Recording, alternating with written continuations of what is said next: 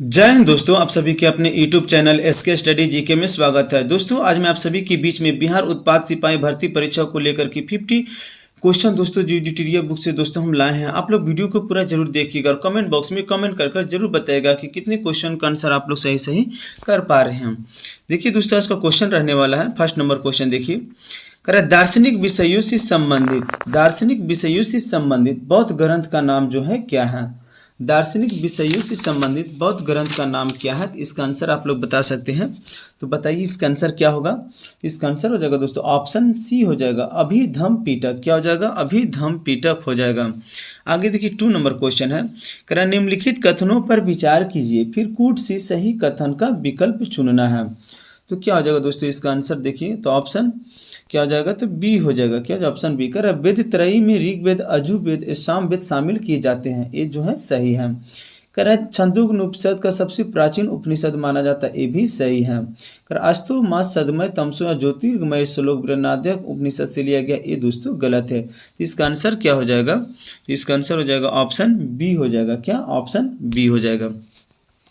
3 number question देखिए हम, निम्न में से कौन सा युग मानव सभ्यता से संबंधित है। निम्न में से कौन सा युग जो है मानव सभ्यता से संबंधित है। तो देखिए 3 का क्या हो जाएगा आंसर, तो 3 का हो जाएगा दोस्तों ऑप्शन ए हो जाएगा। क्या हो जाएगा, ऑप्शन ए हो जाएगा, होलोसीन। क्या हो जाएगा, होलोसीन हो जाएगा। आगे देखिए क्वेश्चन है, प्रशासन के संदर्भ में निम्नलिखित को सुमेलित करना है। कर रहा है कि प्रशासन के संदर्भ में जो है निम्नलिखित को सुमेलित करना है, तो इसका क्या आंसर हो जाएगा। देखिए दोस्तों क्या हो जाएगा इसका आंसर, तो कर रहा है तो दीवानी अर्ज। दीवानी अर्ज क्या होता था दोस्तों, तो सैन्य विभाग को दीवानी अर्ज कहा जाता था। क्या, तो सैन्य विभाग को दीवानी अर्ज कहा जाता था। दीवानी रसालत किसी कहा जाता था, तो विदेश और धार्मिक मामलों का विभाग जो है दीवानी रसालत कहलाता था। कह दीवानी इंसा जो है संचार मंत्री होता था। क्या, तो संचार मंत्री। कह दीवान ए बिजारत, तो वित्त विभाग को दीवानी बिजारत कहा जाता था। तो इसका आंसर हो जाएगा ऑप्शन ए हो जाएगा। 1 का सी, 2 का बी, 3 का डी और 4 का ए हो जाएगा। आगे देखिए क्वेश्चन है, करें निम्नलिखित बहमन शासकों में से किसने बीजापुर में प्रसिद्ध गोल गुंबज का निर्माण किया था। निम्नलिखित बहमन शासकों में से किसने बीजापुर में प्रसिद्ध गोल गुंबज का निर्माण जो है किया था। तो 5 का राइट आंसर देखिए क्या हो जाएगा, आप लोग बताइए इसका आंसर। तो इसका आंसर हो जाएगा दोस्तों ऑप्शन ए हो जाएगा, मोहम्मद आदिल शाह। क्या हो जाएगा, मोहम्मद आदिल शाह जो है बीजापुर में प्रसिद्ध गोल गुंबज का जो है दोस्तों निर्माण करवाया था। किसने, तो मोहम्मद आदिल शाह ने करवाया था। आगे देखिए कर रहे हैं सल्तनत कालीन शब्द बिस्वा का अर्थ क्या होता है। बहुत इंपॉर्टेंट क्वेश्चन है। कर सल्तनत कालीन शब्द बिस्वा का अर्थ क्या होता है। तो 6 का देखिए क्या हो जाएगा, तो ऑप्शन बी हो जाएगा। बिस्वा का अर्थ होता है दोस्तों सल्तनत कालीन शब्दों में चांदी का सिक्का। क्या हो जाएगा, चांदी का सिक्का हो जाएगा। कर किस विजयनगर शासक ने तुंगभद्रा नदी पर बांध का निर्माण जो है करवाया था। किस विजयनगर शासक ने तुंगभद्रा नदी पर बांध का निर्माण जो है करवाया था। तो 7 is the right answer, option C हो जाएगा, देवराय द्वितीय इज द राइट आंसर। आगे देखिए दोस्तों क्वेश्चन है, करें कि भारत का पहला शासक जिसने सर्वप्रथम उर्दू को अपने राज्य की राजभाषा घोषित किया था। तो 8 का देखिए क्या हो जाएगा, तो ऑप्शन क्या हो जाएगा दोस्तों, ऑप्शन सी हो जाएगा, इब्राहिम आदिल शाह द्वितीय। क्या हो जाएगा, इब्राहिम आदिल शाह द्वितीय हो जाएगा। करें निम्नलिखित को काल कर्मानुसार जो है व्यवस्थित करना है, यानी काल कर्मानुसार दोस्तों व्यवस्थित करना सबसे पहले क्या घटित हुआ था देखिए।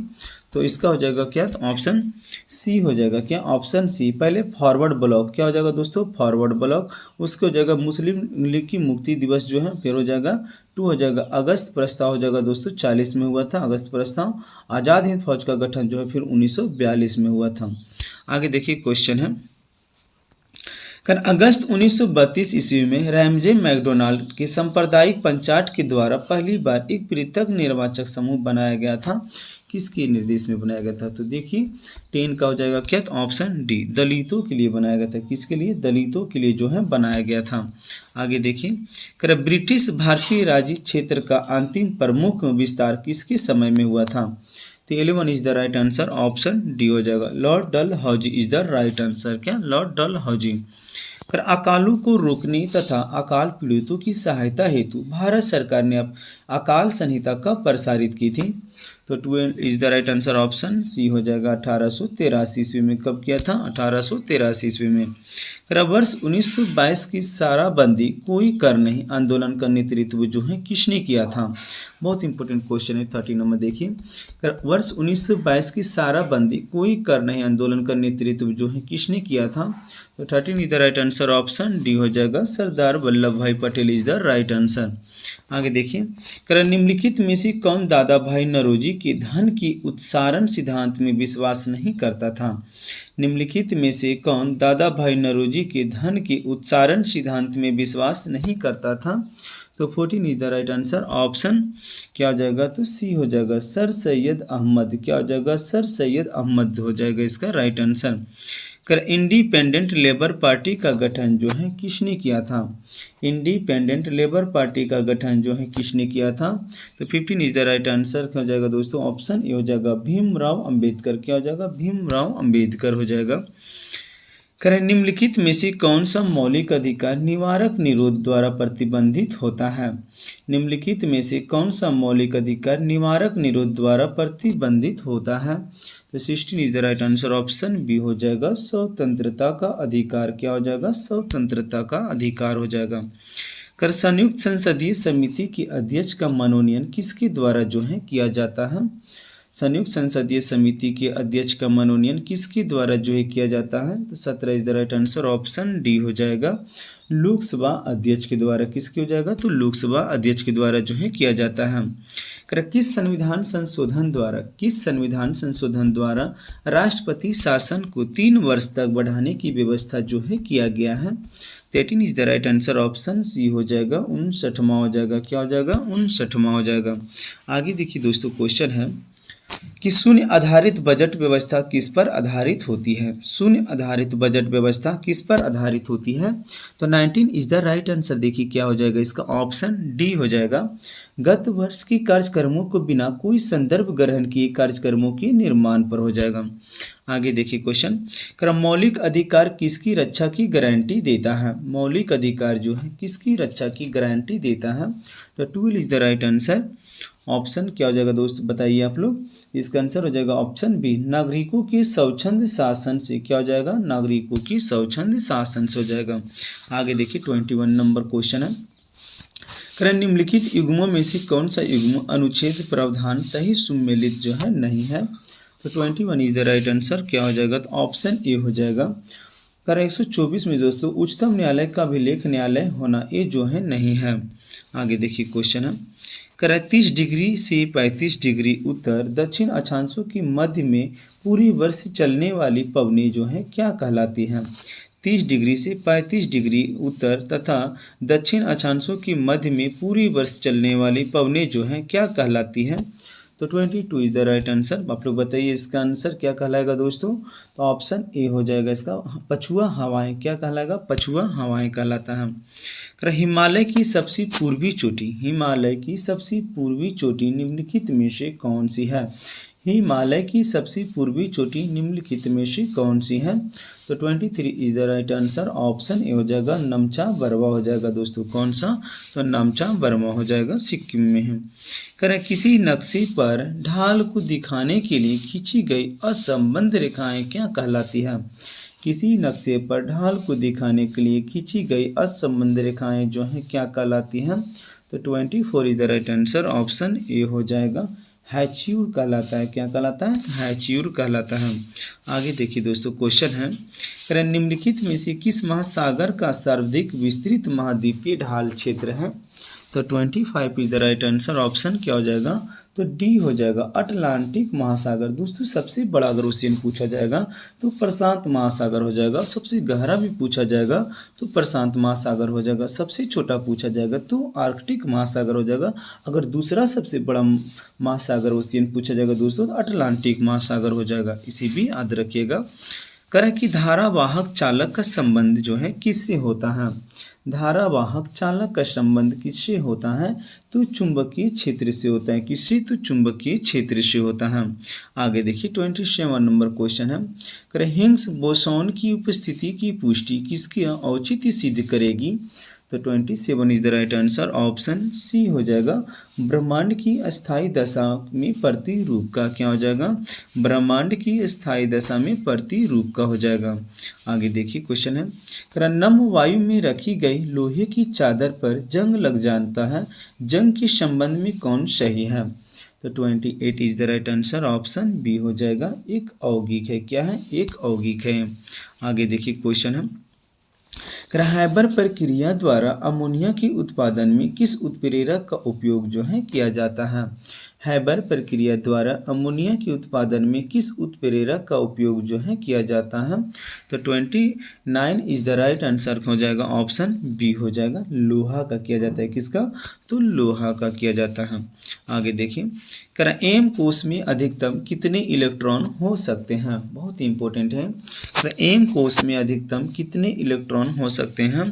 तो option D is the right answer, 18 हो जाएगा दोस्तों। कितने, तो 18।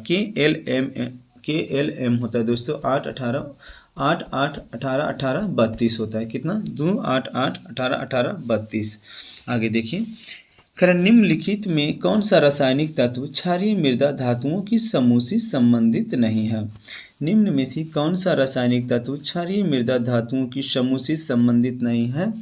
तो आप लोग इसका आंसर बताइए। तो ऑप्शन डी हो जाएगा, पोटेशियम। क्या हो जाएगा दोस्तों, पोटेशियम। के पोटेशियम का संकेत के होता है, इसकी परमाणु संख्या 19 होता है। निम्न में से मिल्क ऑफ मैग्नीशिया क्या है, निम्न में से मिल्क ऑफ मैग्नीशिया क्या है। तो ऑप्शन बी हो जाएगा, ये मृदु क्षारक है दोस्तों। क्या, तो मृदु क्षारक है। निम्न में से कौन लिंग निर्धारण के लिए उत्तरदायी होता है। निम्न में से कौन जो है लिंग निर्धारण के लिए उत्तरदायी होता है। तो दोस्तों 33 is the right answer, option C हो जाएगा, ओल्लोसोम्स हो जाएगा। क्या हो जाएगा, ओल्लोसोम, जिसकी संख्या दोस्तों 1 होती है। यदि किसी जीवाणु में केवल एक सिरे पर फ्लैजेला होता है तो ये क्या कहलाता है। यदि किसी जीवाणु में केवल एक सिरे पर फ्लैजेला होता है तो ये क्या कहलाता है। तो 34 इज द राइट आंसर, क्या हो जाएगा, तो ऑप्शन बी हो जाएगा, मोनोट्राइकस। क्या कहलाएगा, तो मोनोट्राइकस कहलाएगा। आगे देखिए दोस्तों क्वेश्चन है, निम्न में से कौन सा कोशिकांग अमीबा में जल की मात्रा को बनाए रखने के लिए उत्तरदायी होता है। 35 का देखिए क्या हो जाएगा, आंसर बताइए इसका आप लोग। तो ऑप्शन डी हो जाएगा, संकुचनशील रिक्तिका। क्या हो जाएगा, संकुचनशील रिक्तिका हो जाएगा। त्वची श्वसन होता है किसमें, त्वची श्वसन किसमें होता है। तो त्वची श्वसन हो जाएगा दोस्तों, किस में हो जाएगा, तो ऑप्शन सी हो जाएगा, केचुआ। केचुआ जो है त्वचा के द्वारा श्वसन करता है। मछलियाँ दोस्तों गिल्स के द्वारा, क्या हो जाएगा, मछलियाँ जो है गिल्स के द्वारा करेगा। और पक्षियों जो है जो दोस्तों वातक तंत्र के द्वारा करेगा। इंसान जो है दोस्तों किसके द्वारा, तो फेफड़े के द्वारा करेगा। याद रखिएगा इसे भी। मनुष्यों की पाचन में तंत्र में उत्सर्जित अम्ल कौन सा होता है। मनुष्यों की पाचन तंत्र में उत्सर्जित अम्ल कौन सा होता है। तो दोस्तों हाइड्रोक्लोरिक अम्ल हो जाएगा। कौन हो जाएगा, हाइड्रोक्लोरिक अम्ल HCl, जो बीटा कोशिका से स्रावित होता है। आगे देखिए, मानव मस्तिष्क का कौन सा भाग उल्टी यानी वोमिटिंग की अनैच्छिक क्रिया को नियंत्रित करता है। मानव मस्तिष्क का कौन सा भाग उल्टी यानी वोमिटिंग की अनैच्छिक क्रिया को जो है नियंत्रित करता है। तो 38 का हो जाएगा क्या, तो ऑप्शन बी हो जाएगा, पश्च मस्तिष्क हो जाएगा। क्या, तो पश्च मस्तिष्क हो जाएगा। टेरिडोफाइटस समूह के पौधों में निम्न में क्या नहीं पाया जाता है। टेरिडोफाइटस समूह के पौधों में निम्न में क्या नहीं पाया जाता है। 39 is the right answer, option ये हो जाएगा, पुष्प हो जाएगा। क्या, तो पुष्प हो जाएगा इसका। पौधों में ऊर्जा का अंतिम स्रोत जो है क्या है। पौधों में ऊर्जा का अंतिम स्रोत क्या है। तो 40 is the right answer, option D हो जाएगा, सूर्य का प्रकाश। क्या हो जाएगा, सूर्य का प्रकाश हो जाएगा। कोई भी ऐसी वस्तु जो सरलता से पर्याप्त मात्रा में उपलब्ध हो और जिसे जनता ने सुविधा की दृष्टि से मुद्रा का दर्जा दिया हो, क्या कहलाता है। 41 is the right answer, option B हो जाएगा, वस्तु मुद्रा कहलाएगा। क्या, तो वस्तु मुद्रा कहलाएगा। भारत में योजना का मुख्य उद्देश्य विकास की एक ऐसी प्रक्रिया प्रारंभ करना था जो रहन सहन के स्तर को ऊंचा उठाए तथा लोगों के लिए समृद्ध वैविध्यपूर्ण जीवन के नए अवसर उपलब्ध कराए। यह ध्येय किस पंचवर्षीय योजना से संबंधित है। तो देखिए हो जाएगा ऑप्शन ए प्रथम पंचवर्षीय योजना। क्या हो जाएगा दोस्तों? प्रथम पंचवर्षीय योजना हो जाएगा। करें बिश्नोई आंदोलन का संबंध निम्न में से किससे है? बिश्नोई आंदोलन जो दोस्तों राजस्थान से संबंधित है बिश्नोई आंदोलन। तो कह रहा है बिश्नोई आंदोलन का संबंध जो है किससे है? तो जाएगा वृक्षों की संरक्षण से दोस्तों, वृक्षों की बचाव से हो जाएगा। आगे देखिए कह रहा निम्न में से कौन एक सर्वाधिक भंगुर परिस्थितिकी तंत्र है जो वैश्विक तापमान द्वारा सबसे पहले प्रभावित होता है? कह रहा निम्न में से कौन एक सर्वाधिक भंगुर परिस्थितिकी तंत्र है जो वैश्विक तापमान द्वारा सबसे पहले प्रभावित होगा? तो 44 is the right answer, option D हो जाएगा। आर्कटिक एवं ग्रीनलैंड हिम चादर हो जाएगा इसका राइट आंसर। कर गुट निरपेक्ष आंदोलन का प्रथम शिखर सम्मेलन जो है कब हुआ था? गुट निरपेक्ष आंदोलन का प्रथम शिखर सम्मेलन जो है कब हुआ था? तो 45 is the right answer, option B हो जाएगा। 1961 ईस्वी में कब हुआ था? तो 1961 में। कर निम्नलिखित में से कितने जोड़े सही सुमेलित है? निम्नलिखित में से कितने जोड़े जो है सही सुमेलित है? तो ऑप्शन क्या हो जाएगा दोस्तों? इनमें सभी हो जाएगा। क्या हो जाएगा? इनमें सभी हो जाएगा। कर गधी जनजाति, गधी जनजाति कहाँ पाया जाता है? तो हिमाचल प्रदेश में, बिल्कुल सही, याद रखिएगा इसे। का सिन्हापो जनजाति, सिन्हापो जनजाति कहाँ? तो अरुणाचल प्रदेश में, ये भी सही है। थारू जनजाति दोस्तों, तो दूसरी सबसे बड़ी जनजाति दोस्तों, तो दूसरी सबसे बड़ी जनजाति कौन सी है? तो थारू जनजाति दोस्तों दीपावली को जो है सूख के रूप में मनाती है, याद रखिएगा। सबसे बड़ी जनजाति दोस्तों भील जनजाति है। दूसरी सबसे बड़ी जनजाति पूछा जाएगा तो गोंड हो जाएगा, और तीसरा पूछा जाएगा दोस्तों तो संथाल हो जाएगा, चौथा पूछा जाएगा तो क्या हो जाएगा? तो थारू हो जाएगा। ये उत्तराखंड राज्य में, उत्तर की राज्य में पाया जाता है। सहरिया जनजाति कहाँ पाया जाता है दोस्तों? तो राजस्थान में पाया जाता है सहरिया जनजाति। तो इसका आंसर हो जाएगा इनमें से सभी हो जाएगा।